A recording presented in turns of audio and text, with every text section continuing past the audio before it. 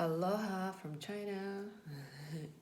A little bit cold here in Harbin and not so inspiring as I usually go to just snow and blocks of flats, and there's a school on the other side, but it's really lovely. And I want to share something that popped up yesterday, which was very interesting for myself to observe myself and learn.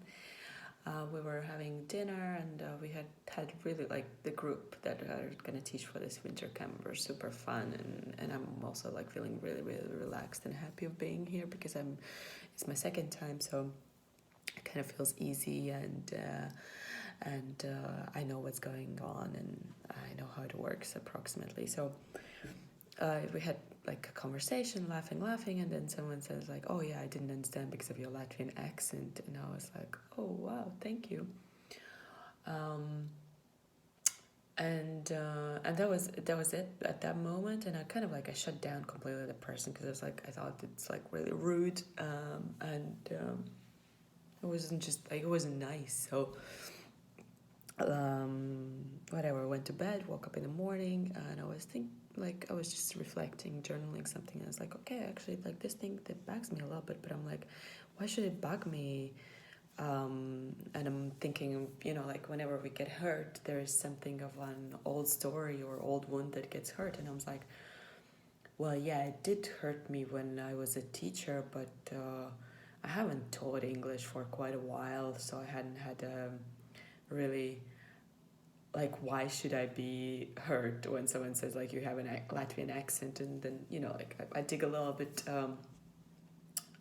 like did a little bit of digging deeper, and what I found was that I had that story, and I had that pain story that, oh my gosh, I'm not a native speaker, so everything that I really, before, when I was a teacher, what I worked for, like, I had to work hard. I had to prove myself with diplomas, with certificates, with the best grades, with many things. Like, I had to really prove that I can speak English and I can teach it.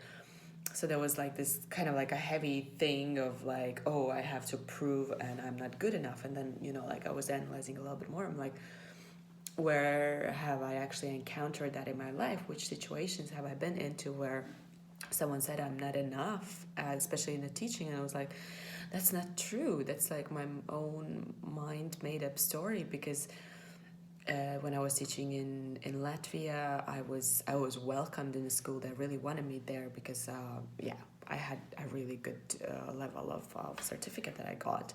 And then I moved to Canada, and I was hired in like this, and they loved me. They allowed me to teach advanced. They allowed me to teach teachers. It was fantastic. And then like, I went to Vietnam. I was hired by the British consul. They never questioned me as like, we're not sure, you're not a native speaker, so you have to prove yourself. And I remember there was one other school when someone said, I was like, oh, this teacher is from Latvia. And my manager, he said, this is the most qualified teacher we have, and you will not find any better teacher, like, in our school.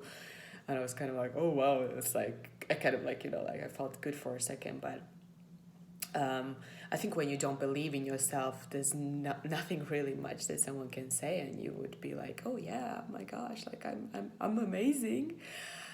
So yeah, I was like analyzing this yesterday. I was like, wow, there are still these parts of even though I've moved away from teaching English, or from that world where you do get judged by diploma, certificates, native, non-native speaker. There's a lot, and like, I've been doing my own thing, and when things like that come up, you still react as you would when you were in your old story. And I was like, oh wow, I just shut down that person because of this old story, and I didn't even think it happened automatically, because I was in my head kind of like, oh, I'm not gonna deal with this. This is ridiculous. I don't have to prove myself, like, da da da da da da, like, all goes. So I was like, wow, yeah. So it was actually a really good journaling and understanding. So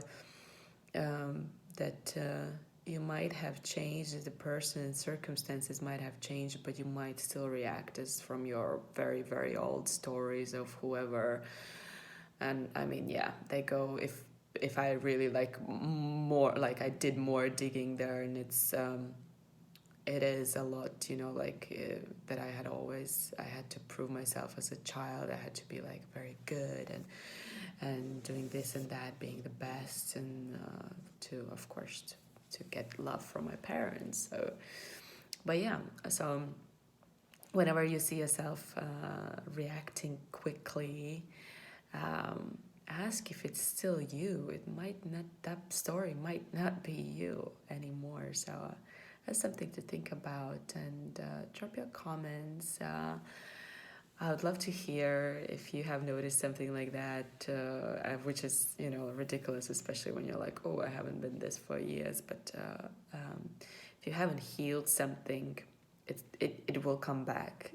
Like, it's gonna pop up at some point. So yeah,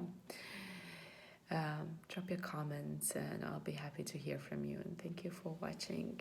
This means a lot to me. I love sharing. I love growing, and I love your growth and your development, and you becoming more in touch with love. And yeah, one of the things that I actually wrote in my journal was that. Wait a second. I was like, who? Oh yeah, and I was like, why? So that's all. Like I was like, oh, it's ridiculous because the story is all in my head, and that story is a reason to hold grudge and to be out of love, like not to be like, because the funny thing was these new people arrived and we had a lot of fun. We were singing and they were playing guitar, and we were like, oh yeah, it's gonna be a fun winter camp. And I was so excited, and then this little thing happened, and I was like, I actually want to be the fun part, singing Lion King while we were like doing a tour around the school. And I was like, why am I doing this to myself? Yeah, because those old stories are the stories that allow us to be out of love and allow us to be holding grudge. So yeah, don't hold a grudge. Let go of the old story, or at least observe it, see that it's there, and yeah, let's keep growing. Thank you for watching. Ciao.